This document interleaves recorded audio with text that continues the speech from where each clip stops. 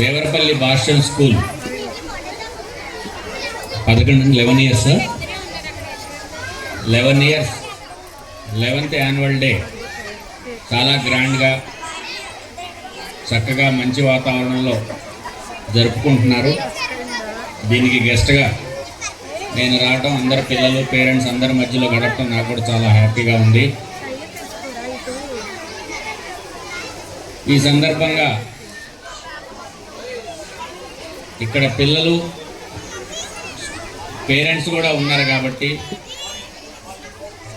Annual day అనగానే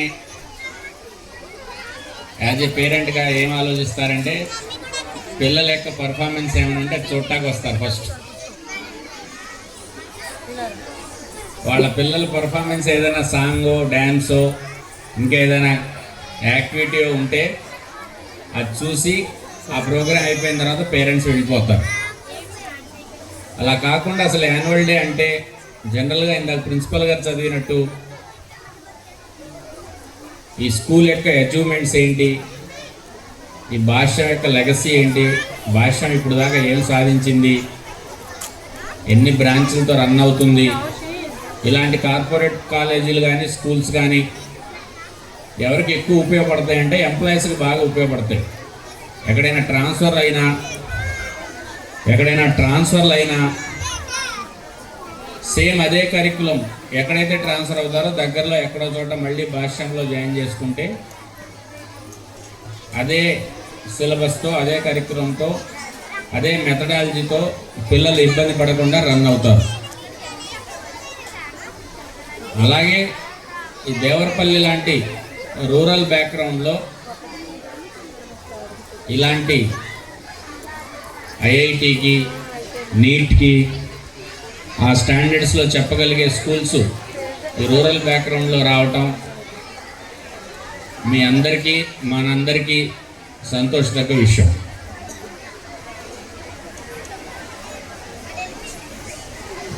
ఈ సందర్భంగా పేరెంట్స్కి పిల్లలు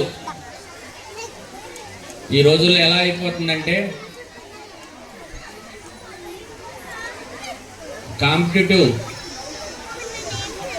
కాంపిటీషన్ బాగా పెరిగిపోతుంది. మన పిల్లలందరినీ 10th క్లాస్ ఇంటర్మీడియట్ అయిపోయిన తర్వాత జేఈ అడ్వాన్స్ రాయాలన్నా, నీట్ మెడిసిన్కి వెళ్ళి నీట్ రాయాలన్నా దాదాపు ఇయర్లీ 10 to 15 lakhs రాస్తున్నారు. తీరా సీట్లు చూస్తే 25-30,000లో సీట్లు అయిపోతున్నాయి. అంత హెవీ కాంపిటీషన్ ఉన్న వరల్డ్లో మన పిల్లల యొక్క స్థాయి, అందరి పిల్లలకి ఐక్యూ లెవెల్స్ ఒకే రకంగా ఉండవు. ఫస్ట్ ఆఫ్ ఆల్ మీ పిల్లల యొక్క మానసిక స్థాయి, ఐక్యూ లెవెల్స్ మీరు తెలుసుకొని ఉండాలి. కొంతమంది షైన్ అవుతారు, కొంతమంది షైన్ అవ్వలేరు, కొంతమందికి స్పెషల్ ట్రైనింగ్ అవసరం ఉంటుంది, కొంతమందికి స్వతహాగానే బై బర్త్ కొంతమంది జీనియస్గా ఉంటారు. వాళ్ళు రేపు ఐఐటీల్లో, జేఈ, నీట్లో అట్లో టాపర్స్ అవుతారు. కొంతమంది హార్డ్ వర్క్ చేస్తారు, సరైన గైడెన్స్ ఉండదు. ఇలాంటి భాష్యం స్కూల్స్, టీచింగు వీళ్ళందరూ ఎక్కడ ఉపయోగపడతారంటే యావరేజ్ స్టూడెంట్ని టాప్ స్టూడెంట్గా తీసుకురావడానికి ఉపయోగపడతారు. వాళ్ళు ఆల్రెడీ వాళ్ళ దగ్గర ఉన్న సిలబస్, ప్రీవియస్ పేపర్స్ని చెప్పుకుంటూ మీ పిల్లల్ని ఎక్కడికో హెవీ కాంపిటీషన్లో ఎక్కడో మోహన పడేయకుండా ఒక స్టేజ్ వరకు తీసుకెళ్ళటానికి వీళ్ళు చేస్తున్న ప్రయత్నం ఎంతో ఉపయోగపడుతుందని నేను భావిస్తున్నాను. అలాగే ఎడ్యుకేషన్లో ఈరోజు ఎడ్యుకేషన్ ఎలా అయిపోయిందంటే ఇక్కడనే కాదు,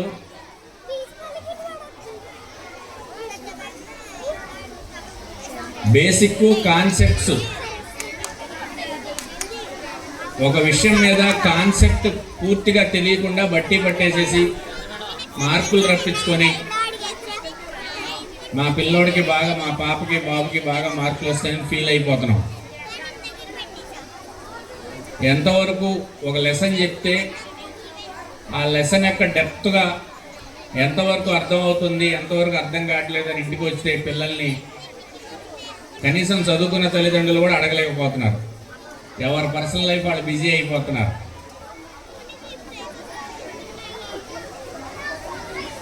స్కూల్ నుంచి బాయ్ కానీ గర్ల్ కానీ ఇంటికి రాగానే ఈరోజు ఏం చెప్పారు, ఏ లెసన్ చెప్పారు, స్కూల్లో ఏం జరిగింది, నీ ఫ్రెండ్స్తో ఎలా గడిపావు, నీ టీచర్ నిన్నేమైనా అన్నారా, ఎక్కడైనా వెనకబడ్డావా, ఎక్కడైనా గుడ్ అనిపించుకున్నావా, బ్యాడ్ అనిపించుకున్నావా, అసలు ఏం జరిగిందని ఒక 10 నిమిషాలు బాయ్తో కానీ మీ స్టూడెంట్తో గడిపితే ఆ స్టూడెంట్ ఎంతో హ్యాపీగా ఫీల్ అవుతాడు. అలా కాకుండా వాడు స్కూల్ బ్యాగ్ కింద పడేయగానే, ఇంటికి వచ్చి పడేయగానే మనం తప్పించుకోవడానికి ట్యూషన్ అని చెప్పి పంపించేయటం. మా వాడు అస్సలు ఖాళీ ఉండడు, స్కూల్ నుంచి వస్తాడు, ట్యూషన్కి వెళ్తాడు, ట్యూషన్ నుంచి వస్తాడు, చదువుతాడు, పాపం అలసిపోయి పడుకుంటారు అని మనం ఆలోచించుకుంటాం, జాలి పడతాం. అని తీరా చూస్తే భారతదేశంలో కాంపిటేటివ్ ఎక్కడైనా రాస్తే ఎక్కడో మూలన ఉంటాం. అట్లీస్ట్ చదువు సంగతి తర్వాత పిల్లలతో రోజు 10 నిమిషాలు దయచేసి మాట్లాడండి. మాట్లాడి వాళ్ళ మానసిక స్థాయి ఎలా ఉంది స్ట్రెంథన్ చేయండి.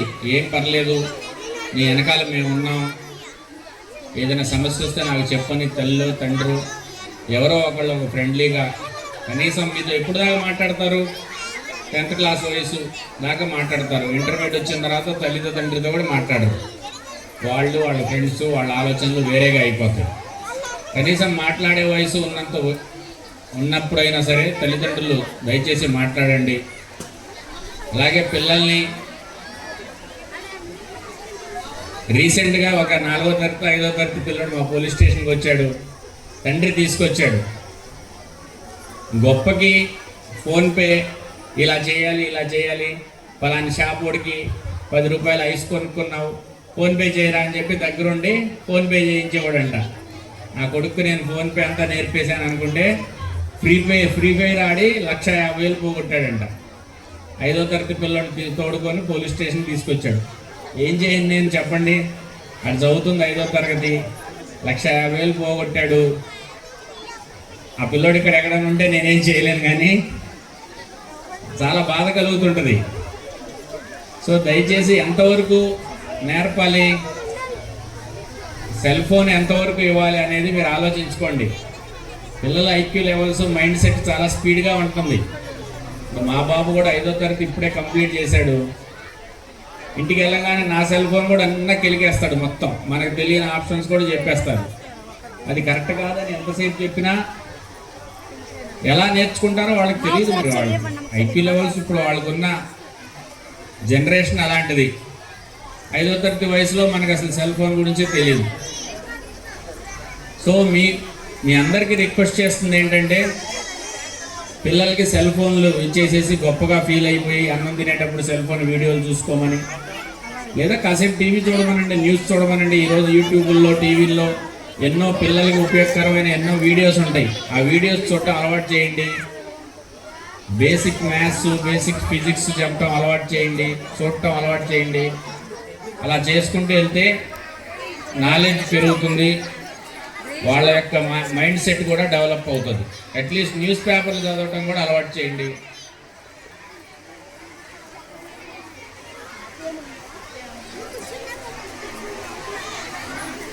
ఈ మధ్యకాలంలో చాలా బ్యాడ్ హ్యాబిట్ ఏంటంటే సెల్ ఫోన్ ఎడిక్ట్ అయిపోవటం. గంజాయికి, డ్రగ్స్కి, మందుకి ఎలా ఎడిక్ట్ అయిపోయారో పిల్లలు సెల్ ఫోన్కి ఎడిక్ట్ అయిపోతున్నారు.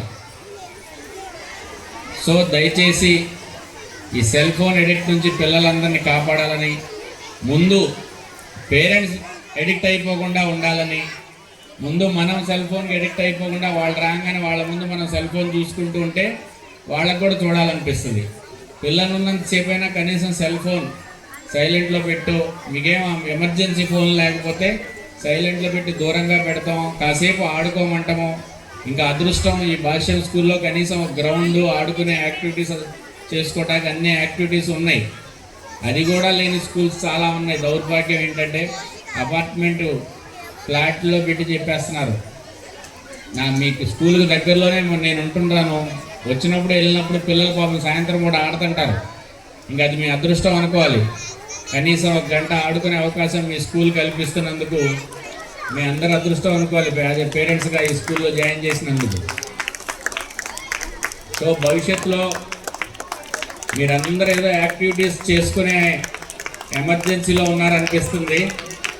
డ్యాన్స్లు వేసి పాటలు పాడి ఎవరి పాటలు ఎవరి డ్యాన్స్లు వాళ్ళు చూసుకొని వెళ్ళిపోయే మూడ్లో ఉన్నారని నాకు అనిపిస్తుంది. సరే, ఎనీహౌ భవిష్యత్తులో ఈ స్కూల్ నుంచి మంచి టాలెంటెడ్తో బయటికి రావాలని, మంచి అచీవ్మెంట్స్ సాధించాలని.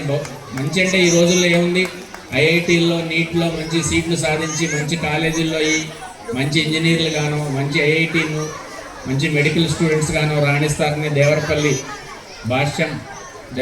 భాష్యం అంటే ఒక డిసిప్లిన్గా, ఒక సిస్టమేటిక్గా చెప్తారు అని మీ ప్రిన్సిపల్ గారికి, మీకు చెప్పే టీచర్స్ అందరికీ, మీ క్లాస్ టీచర్స్ అందరికీ మంచి పేరు తీసుకొస్తారని, అలాగే మీ ఊరికి కూడా మంచి పేరు తీసుకొస్తారని ఆశిస్తున్నాను. మీ పిల్లలతో గడపడానికి అవకాశం ఇచ్చిన మీ ప్రిన్సిపల్ గారికి, భాష్యం యాజమాన్యం మొత్తానికి ధన్యవాదాలు తెలియజేస్తూ ముగిస్తున్నాను. Thank you.